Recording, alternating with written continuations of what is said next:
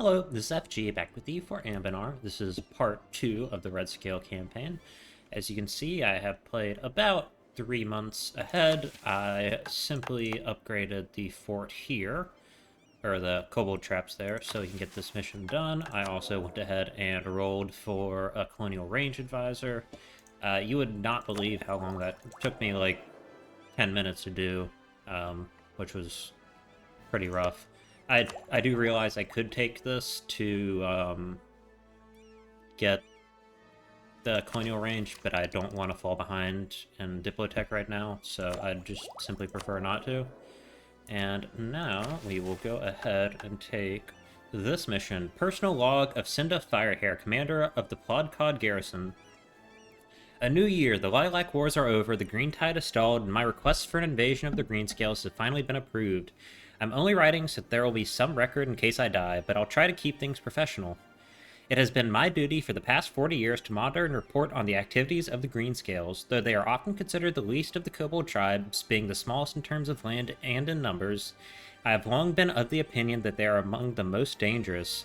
They possess a tenacity and will to survive that has seen them through nearly 1,000 years of isolation, surrounded by enemies, a tenacity that brought them here further than any other kobold dare go, a tenacity that has seen them procure a small navy over the life of a single kobold, Buruzagi Dervisix, despite my efforts, a tenacity that I fear will spell doom for the Storm Isles unless we stop it here. Alright, so with that we get claims on all of these provinces. And then we can do holding on. Book is now property of Greenscale Feroxia. Red-haired gnome girl may borrow. Traps were a big success. Trapseer see gnomes coming. Use strong magic burrows hold.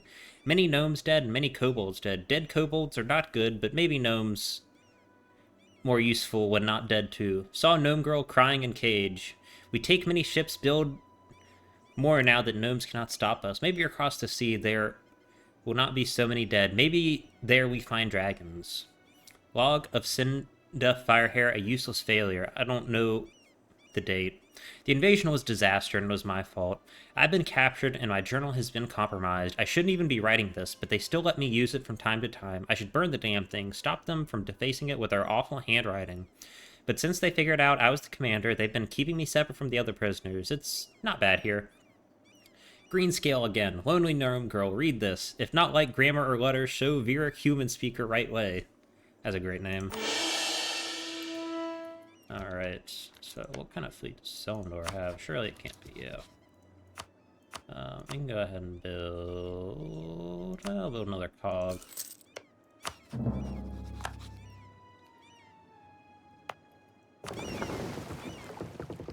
We will get all of the boats together.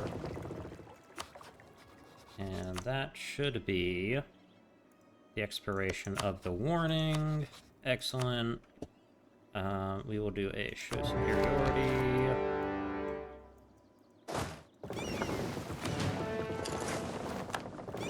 Alright.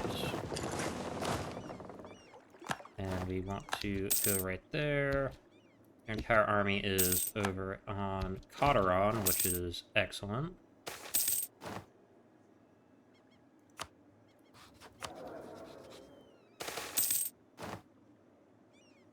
Excellent. Yeah, we're fine with humans. We're fine with everyone, really, I think.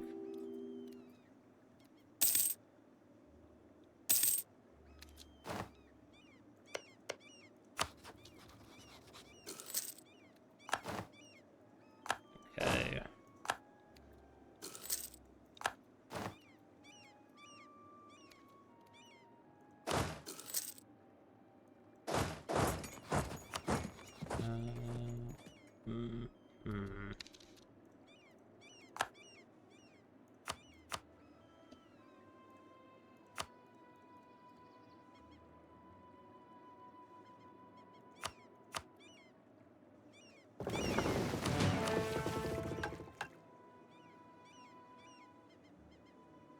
Communal log entry of Rick, human speaker for Vrixia Greenscale and log keeper of the Alantir expedition. Cinda says the date was sometime after 1445.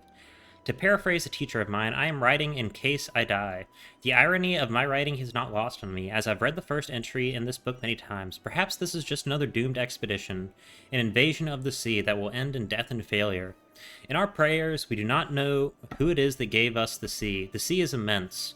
It is powerful and it can be terrifying, but it can also be gentle and bountiful too. Perhaps they're still out there, not buried like Maliath or gone like Tachyon. A living dragon, a loving dragon. One who will be worthy of our worship. I would give my life to find them. Alright, so we want to go ahead and throw down a defensive edict right here, and a defensive edict right here, which will be excellent. And we want to come this way.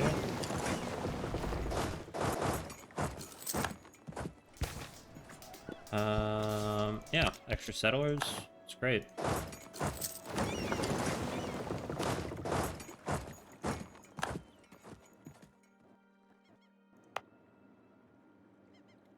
So many settlers, which is excellent.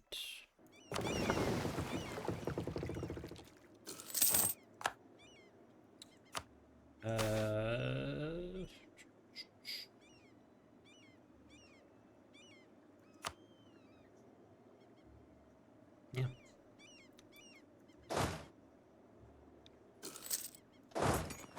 In terms of, we want combat ward.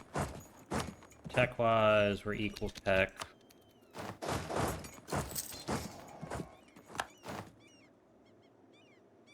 It's 8,000 to 2,000. Good casualty ratios.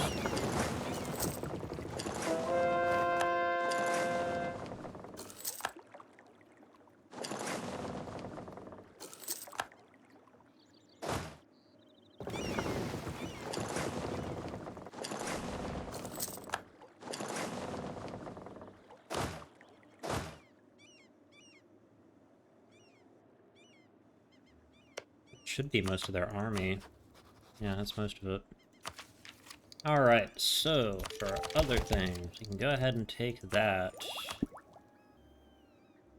We either want defensive or quantity. Quantity would allow us to basically perpetually keep fighting. Yeah.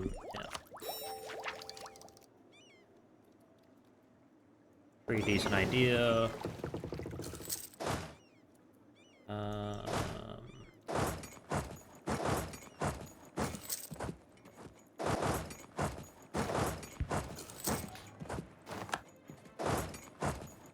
Can we knock Portnam out of the war? No. What if I send these guys back this way to siege?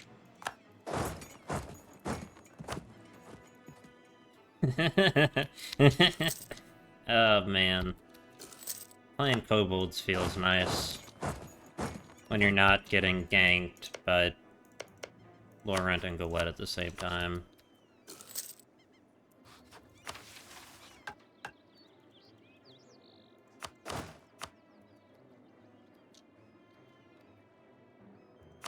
Which admittedly does take quite a while, so...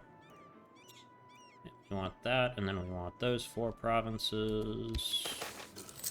Spare no expense. Yeah. More kobold migrants. It's not good that they're getting expelled, but...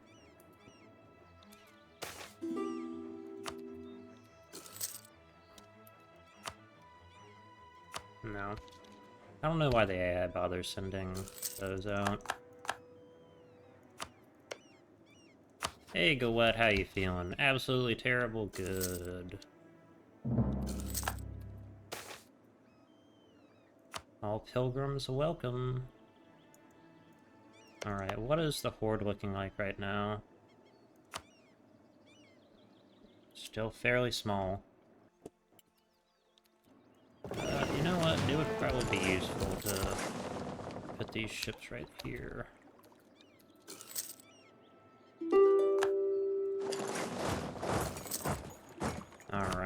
so with that, we want their money, war reps, trade power.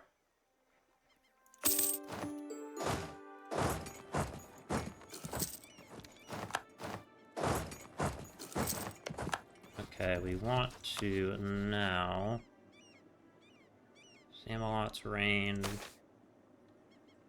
Yeah, I'll just take the money.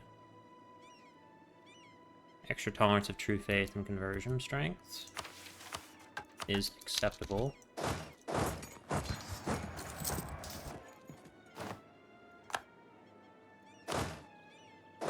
Okay. We now outnumber the Goetians because they're filthy, dirty, stinky humans.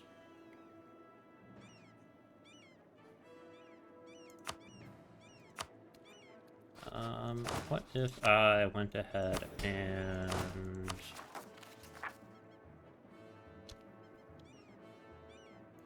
What does this give me? 25% native uprising chance.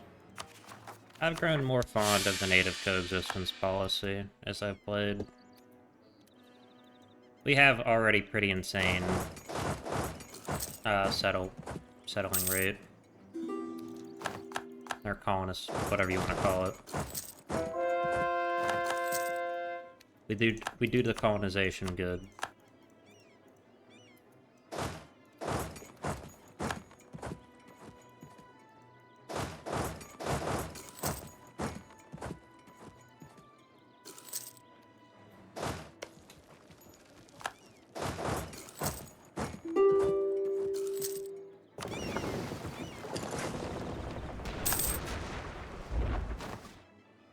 That hurt.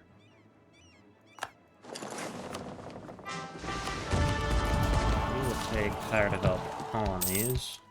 And I will actually, before I do anything, I will actually check out what the Resdan looks like, because I have not seen them before. Siegability.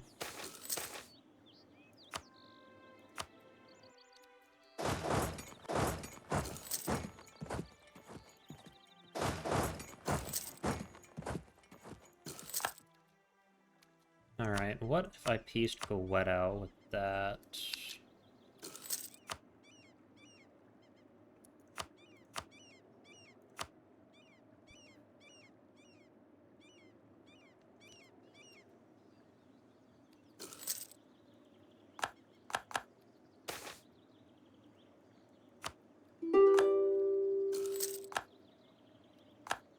Okay.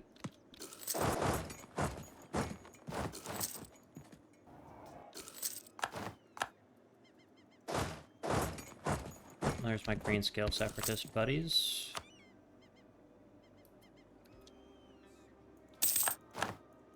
Ooh, Arboron just gave me the money instead of asking for a loan. I don't understand these humans.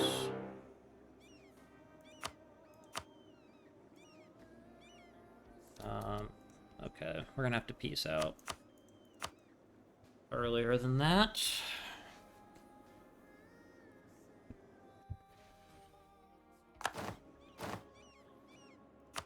Okay.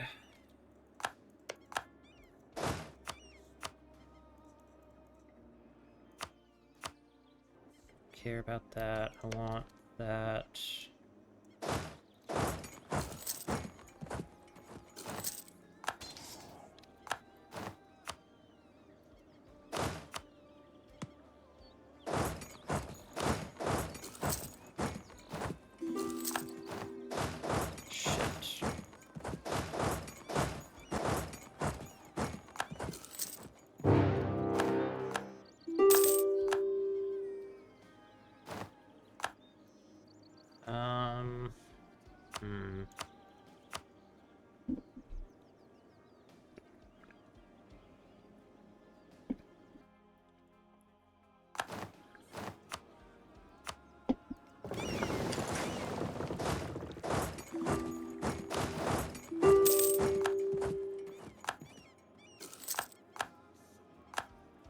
Alright, so what if I take this And then that.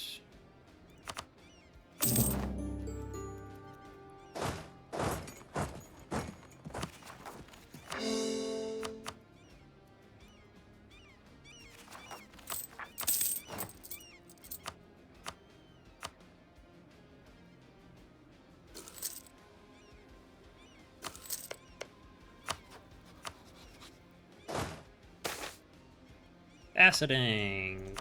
That's excellent.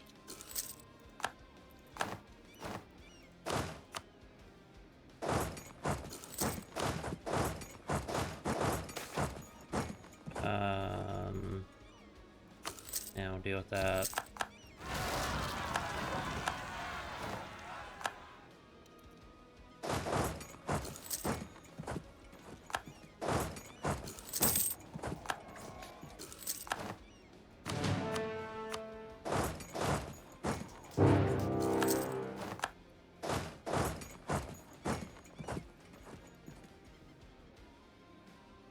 Okay, we're gonna have to drop some of these forts.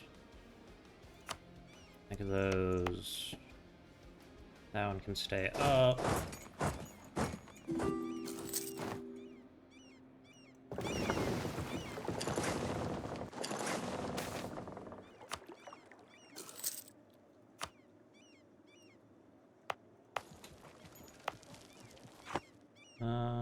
Okay, we will throw down a defensiveness edict here to slow down the pace at which this province is sieged.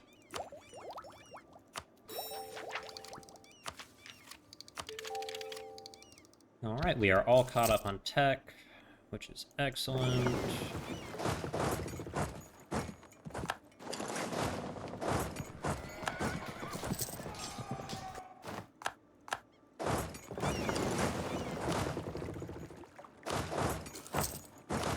Alright, we're gonna have to get rid of mercenaries. They're a little bit too much these days. Alright, what kind of casualties have they taken? 9,000. Alright.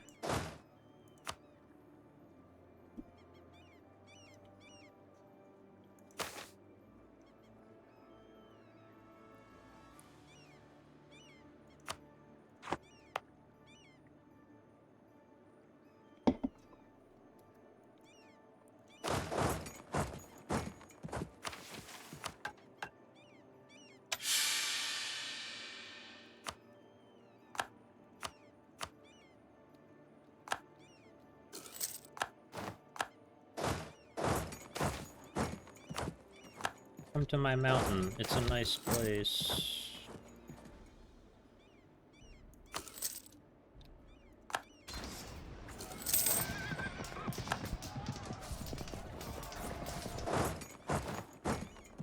Okay, we can't fight them on simply, down there, unfortunately. Shit. Alright.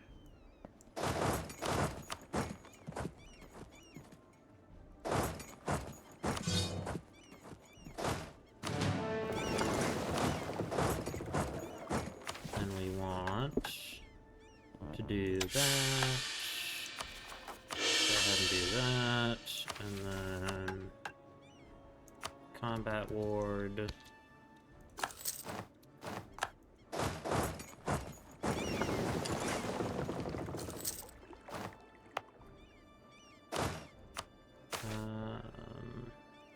Go ahead and get them more money.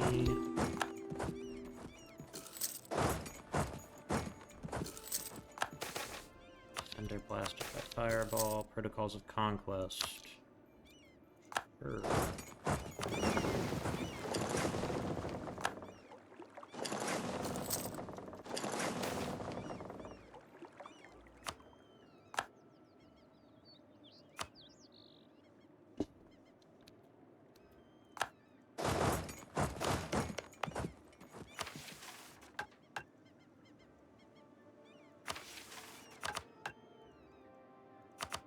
I could. Have these been new?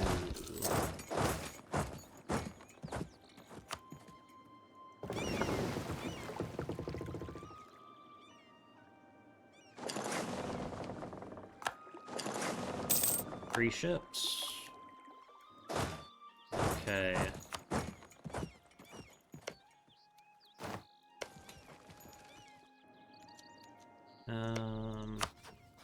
Let's build a spy network here.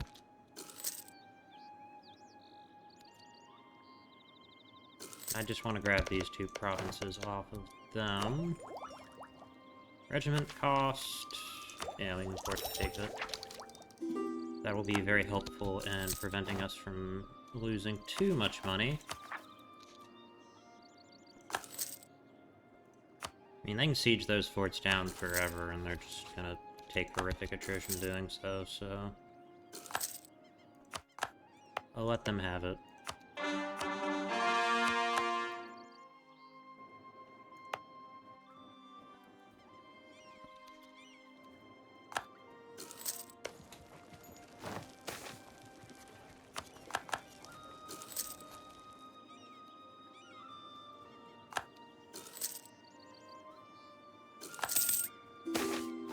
Burrows of Baycods. As we dig our tunnels under Maliathox and excavate its Dametier's mines, we find evidence of what came before. Long before we conquered these scattered islands, long before we even had left our caverns, gnomes had been here in Baycods, and they had been like us. They were conquered and invaded, their cities destroyed, but while many fled to the mountains, some stayed home by their Damestier. They dug into burrows, made countless traps, and held fast against the tide. Despite constant assaults from humans and halfling raiders, the Splinter Gnomes, as they were known at the time, managed to stay alive. Damestier-worshipping cultists lived and died in these warrens, cut off from each other and other gnomes. They used desperate magics and cunning inventions to break their enemies, to lure them into pits and flames, spikes, and more. Even when the fabled invasion of the Deep Devils brutalized the coastlines of Canor, they still lived, and when the Devils expelled the tribal raiders, the gnomes retook the surface. They may have since forgotten their desperate ways, but the tunnels remembered. When one of our surveyors found etch marks on the wall recording days gone without food, or they spy what used to be a tripwire dangling from a ledge, it almost feels like home. We find shafts where children, as small as ours, once hid, and ancient skeletons of those who set off their own traps and died in the process. These tunnels are rich with Damestier and with memories. We now repurpose the Splinter Gnome's burrows for our own use, and find an odd kinship in the mines. Perhaps we are more alike than we thought.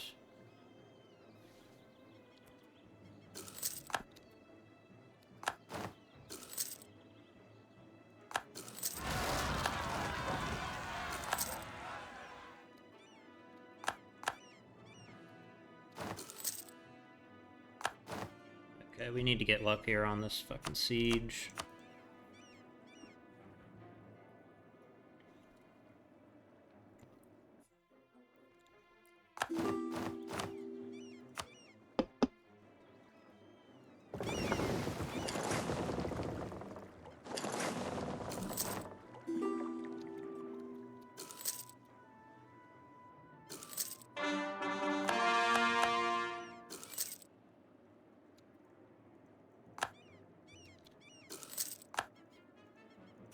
Excellent. Alright, go here. Then we'll go... Well, we'll grab these provinces down here. And then I think up there, because those are gold provinces, or at least have a high likelihood to be.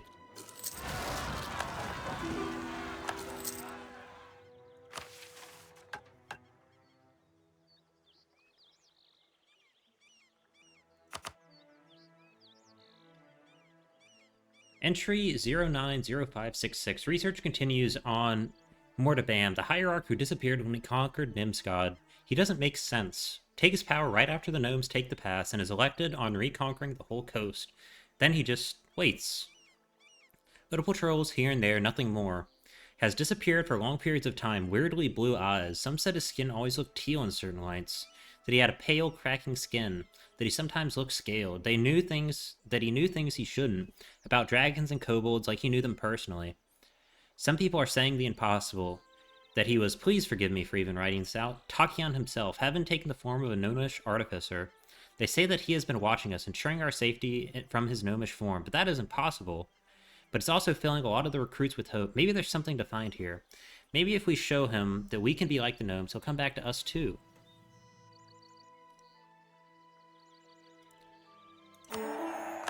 Alright.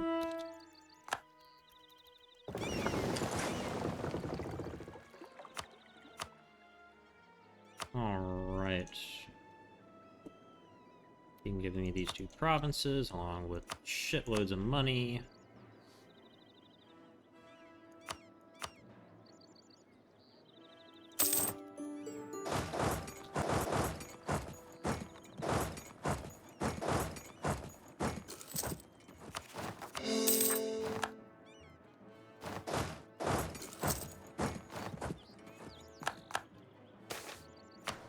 Alright.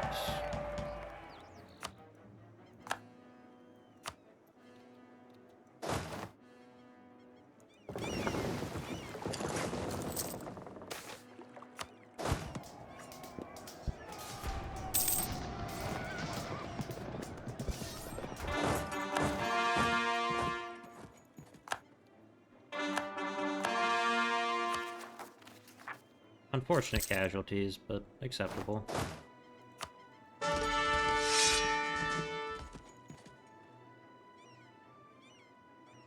It's better combat general.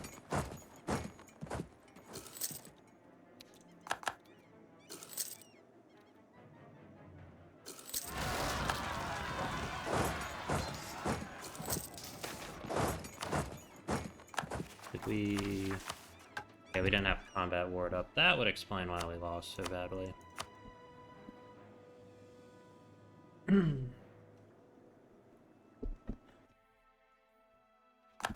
We kobolds do love some defensive magic.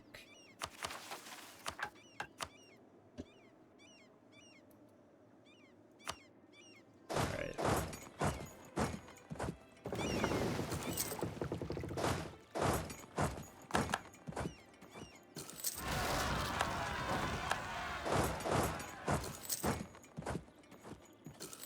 Eat shit and die, halfling.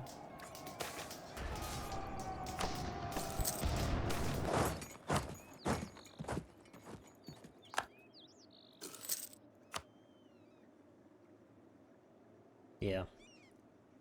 Oof. Thought my casualties were bad.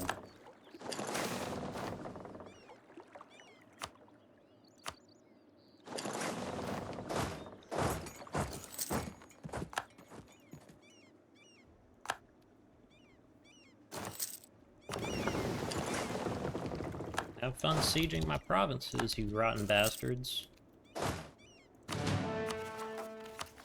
See how much I care.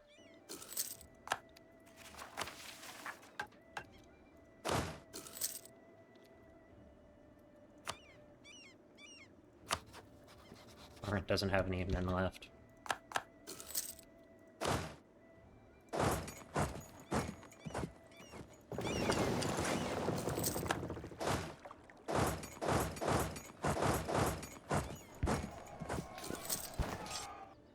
More gnomes getting stack wiped.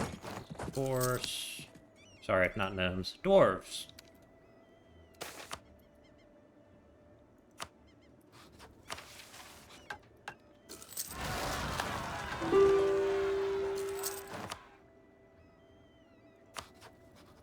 Wrench, you don't have any manpower left. Give up.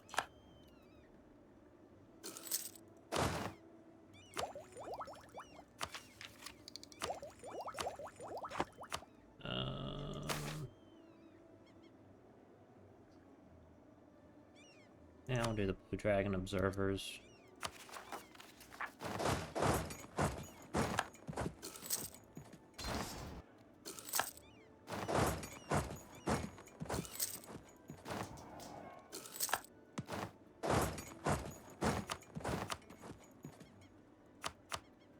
At some point, Wex will be willing to give up. And just sit your forces there. Oh, we got a heavy somehow. Oh, I know how, but at some point.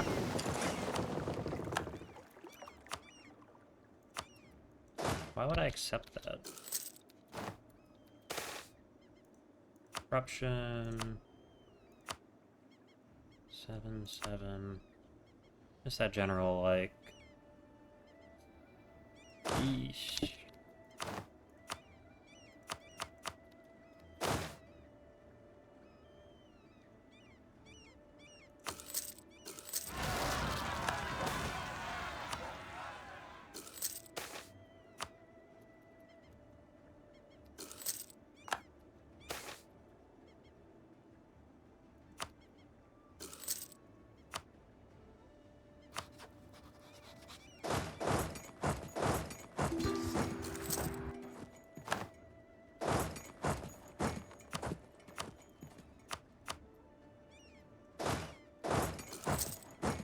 go if I can siege down one of these provinces.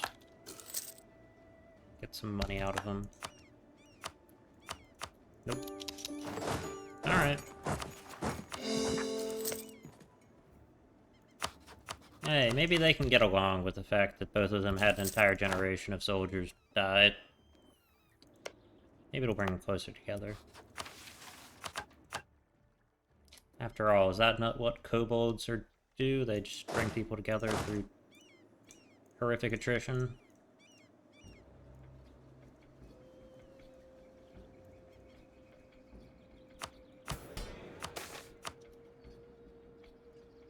No. Yes. Alright, so let me grab 1, 2, nope. 3 of these, have them go, and give them this. Explore the North Aelantir coast. As cool as it would be to have a heavy, I cannot afford it. And I will get rid of 2 of these cogs. These ships can go protect trade in the Dragon Coast. These ones can get mothballed. Alright. We're feeling a bit better now. And then we got a spy on Gled.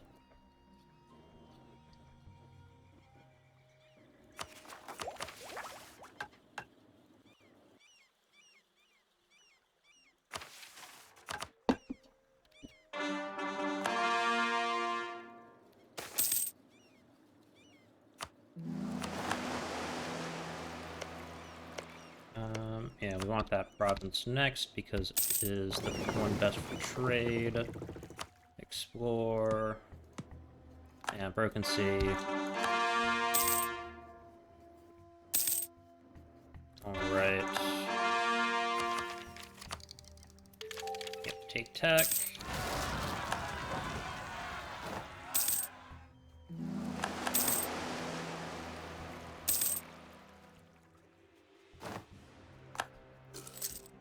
Alright. Explore. Let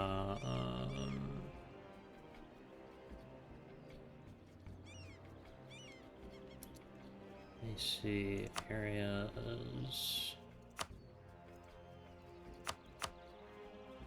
Broken Sea. Yeah. Broken Sea coast.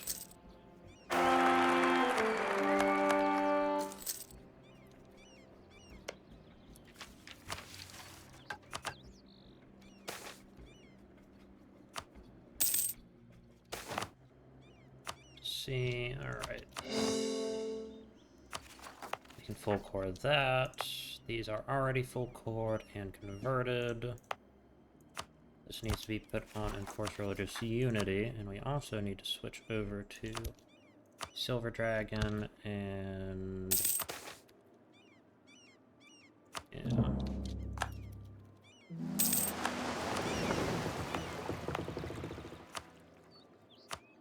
And then... region... North Aelantir coast.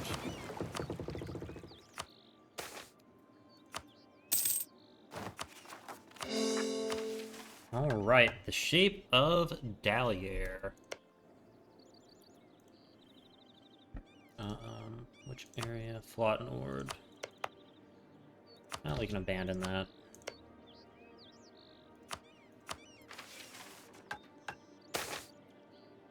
Oh shit, we shouldn't have done that. Already read that. Yeah, alright. That was a mistake. Affected journey. And then we can... that.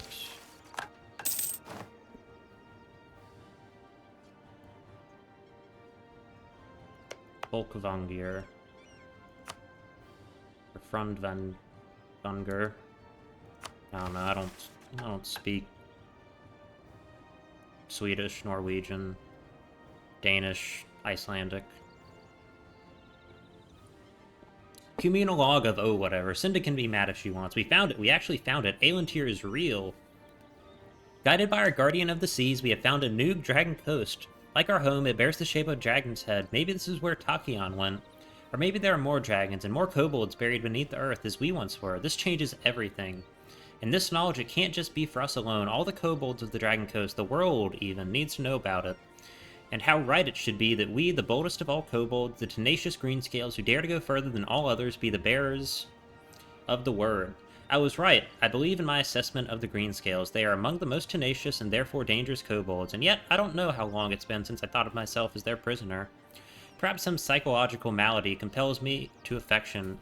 I find myself hoping they find their dragons. Logbook of Cinda Firehair turned Communal Journal of the Greenscales.